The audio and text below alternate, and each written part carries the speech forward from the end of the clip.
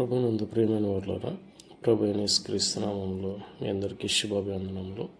ఈ ఉదయకాలంలో కల్వరి కృపాసనం యొద్దకు మిమ్మల్ని ఆహ్వానించుచున్నాను.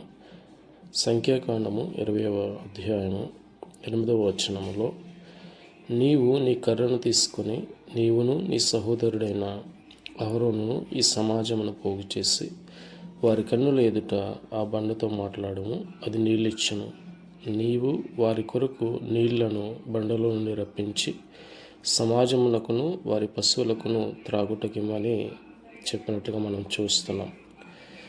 ఇశ్రాయేలు ప్రయాణ మార్గంలో వెళ్తున్నప్పుడు అరణ్య ప్రదేశంలో వారికి నీళ్లు త్రాగడానికి లేనందున ఇశ్రాయేల్ సర్వ సమాజం మోషే అహరోనుల మీద సనగడం మొదలుపెట్టినప్పుడు, మోషే అహరోనులు ప్రత్యక్ష గుడారంలోకి వెళ్ళినప్పుడు సాగిలిపడి ప్రార్థన చేసినప్పుడు దేవుని మహిమ అక్కడ కనిపించి దేవుడు చెప్పాడు, ఆ బండ యొద్దకు వెళ్ళి నీవు మాట్లాడగా ఆ బండలో నుంచి నీళ్లు రప్పించగలను. దేవుడైన యెహోవా బండ నుండి సహితము నీళ్లు రప్పించి ఇశ్రాయేలు దాహము తీర్చిన గొప్ప దేవుడని మనం జ్ఞాపకం చేసుకుని మన జీవితంలో కూడా అట్టి గొప్ప కార్యం చేయటం కన్నా సమర్థుడైన విశ్వాసంతో మనం ముందుకు సాగిపోదాం. ఆమేన్.